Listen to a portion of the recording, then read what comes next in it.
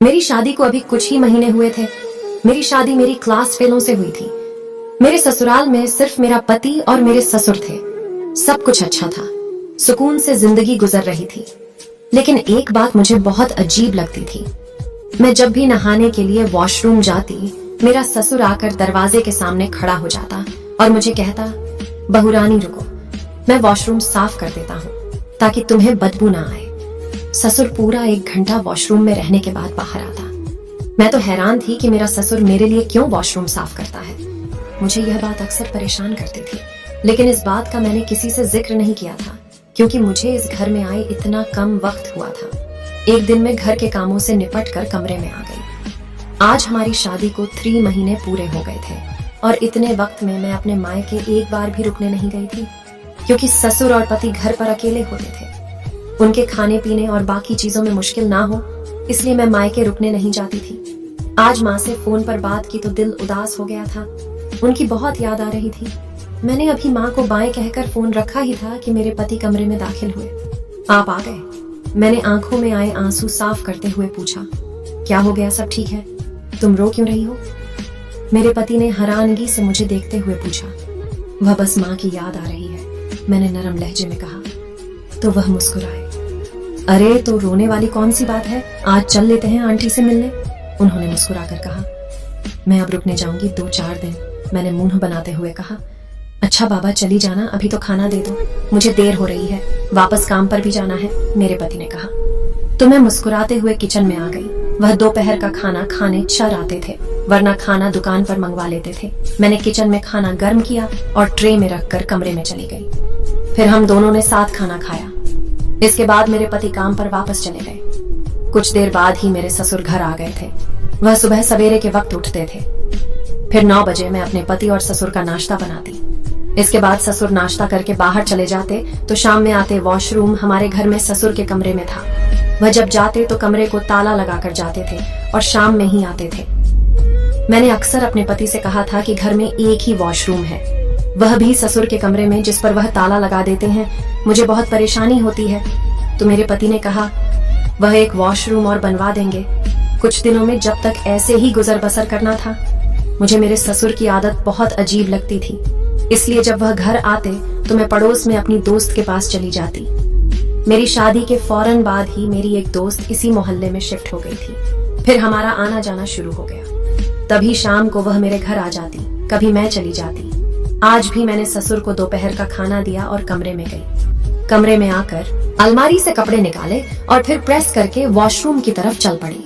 Hostel के दरवाजे पर हाथ ही रखा था कि मेरे ससुर वहां आ गए। रखो बेटा, मैं पहले वॉशरूम साफ कर देता हूँ, मेरे ससुर ने कहा। नहीं, आप तकलीफ नहीं करें, मैं खुद कर लूंगी। नहीं नहीं, मैं कर देता हूँ, वरना तुम्हें बदबू आएगी, उन्होंने दोबारा कहा और वह वॉशरूम में चले गए और अंदर से दरवाजा बंद कर लिया। मैं हाथ में कपड़े पकड़े उनका इंतजार करते हुए वहीं टहल रही थी। मुझे बहुत उलझन हो रही थी। तकरीबन 1 घंटे बाद वह वॉशरूम से बाहर आए तो मैं उन्हें शुक्रिया कहती हुई वॉशरूम में चली गई।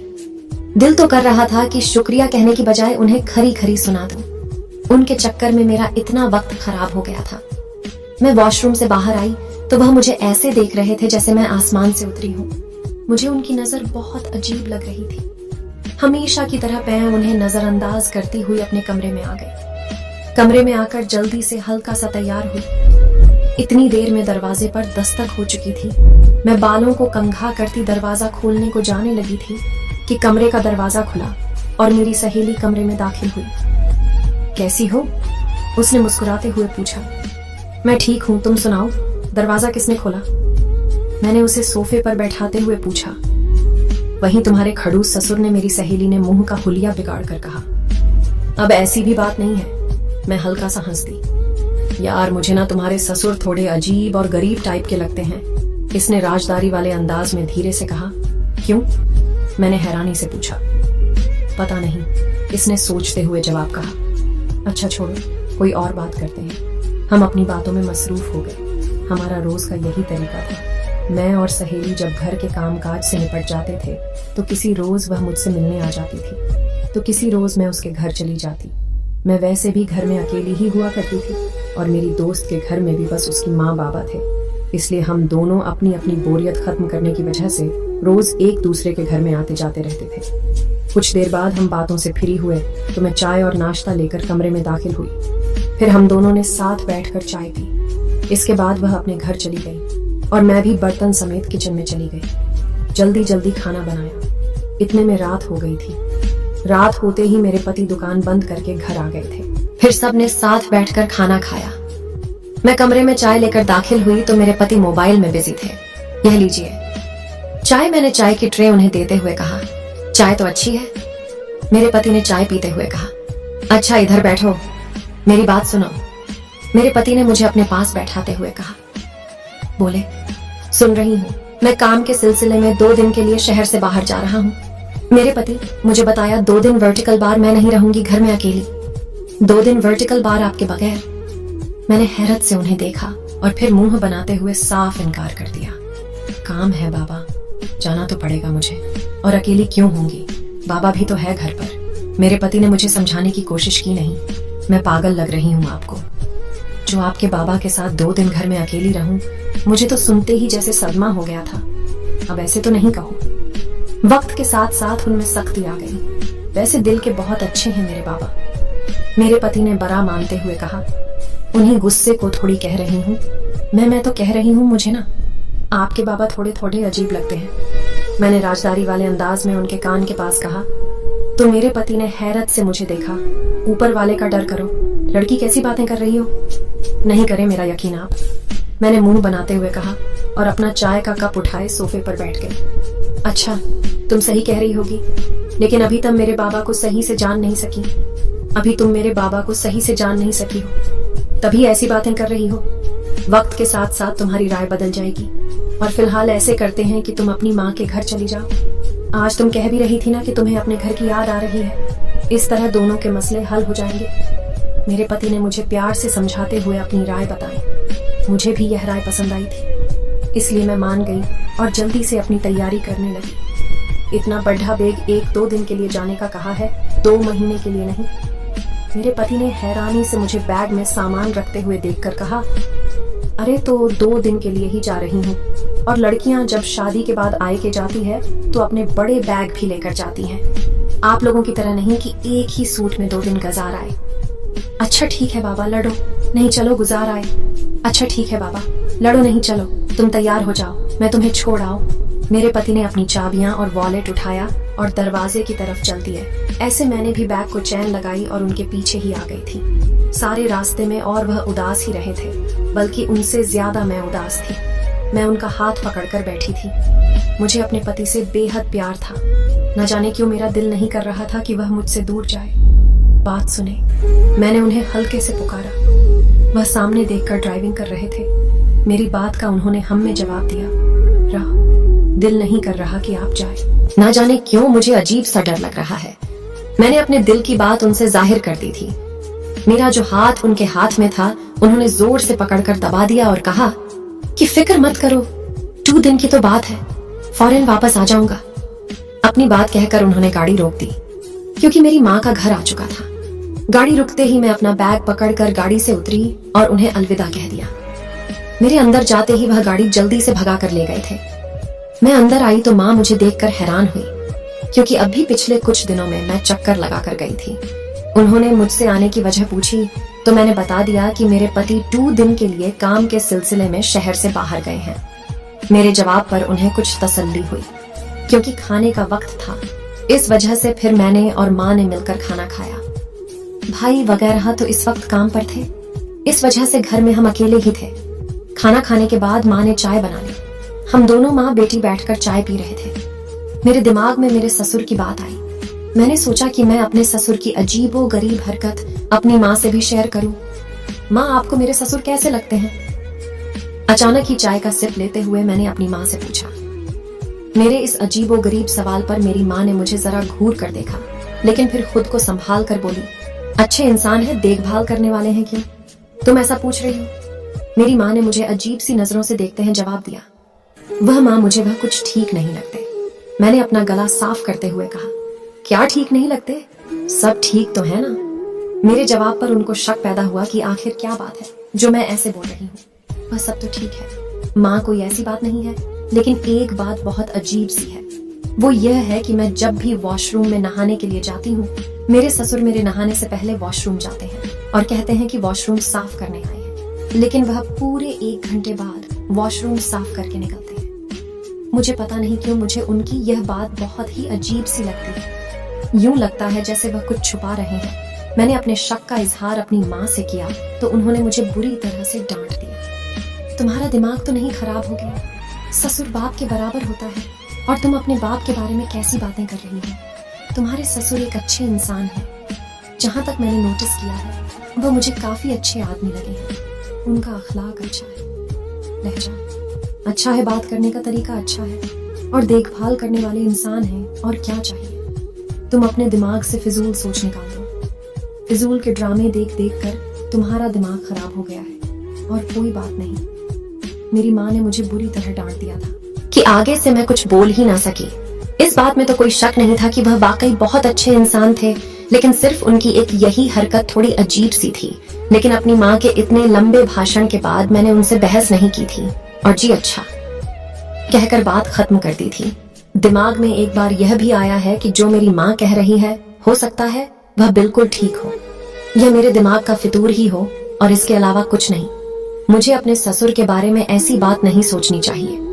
वाकई मेरी माँ सही कह रही है कि ससुर बाप के बराबर होता है और अपने बाप के बारे में ऐसा सोचना गलत बात है। मैंने अपनी सोच पर लानत भेजी और चाय पीने लगी। सारा दिन मेरा यूं ही गुजर गया। शाम को जब बाबा घर आए तो मुझे देखकर बहुत खुश हुए थे। काफी वक्त बाद हम बहन भाइयों और माँ ने मिलकर लूडो खेला। घर में एक रौनक सी लगी थी। ऐसे ही सारा दिन गुजर गया। अगले दिन मुझे मेरी एक सहेली का फोन आया था। वह भी अपने मायके आई हुई थी और मुझसे मिलना चाहती थी। मैंने माँ से इजाजत ली। हम दोनों ने मिलने का प्लान बनाया और मैं दोपहर के वक्त उसके घर पहुंच गई। मेरी सहेली की अभी नई नई शादी हुई थी और उसने बताया कि वह अलग हो गई है, जिससे मैं बड़ी हैरान हुई कि इसके घर में से सिर्फ सास ससुर ही रहते थे। मैंने अपनी हैरत का इजहार उससे भी किया। तुम्हें अलग होने की भला क्या जरूरत थी? तुम्हारे साथ सिर्फ सास और ससुर ही तो थे। तुमने उनको भी अकेला छोड़ दिया। यह बिल्कुल भी अच्छी बात नहीं। मैंने इसको समझाने की कोशिश की, लेकिन जवाब में जो कुछ उसने मुझे बताया वह मेरे रोंगटे खड़े करने को काफी था। हाँ, अच्छे थे। मेरी जिंदगी बर्बाद कर दी थी, उन्होंने उसने गुस्से से जवाब दिया। क्या मतलब? क्या हुआ? मेरे ससुर ने वॉशरूम में कैमरे लगाए हुए थे। पूरी शादी के 1 महीने बाद इस बात का पता चला था कि वह कैमरे में मेरी वीडियो रिकॉर्ड करते रहते थे। मैंने तो इसी वक्त अपने पति से कह दिया था कि मैं उन दोनों के साथ नहीं रह सकती। अपने ससुर से इस तरह की घिनौनी हरकत की मुझे उम्मीद नहीं थी।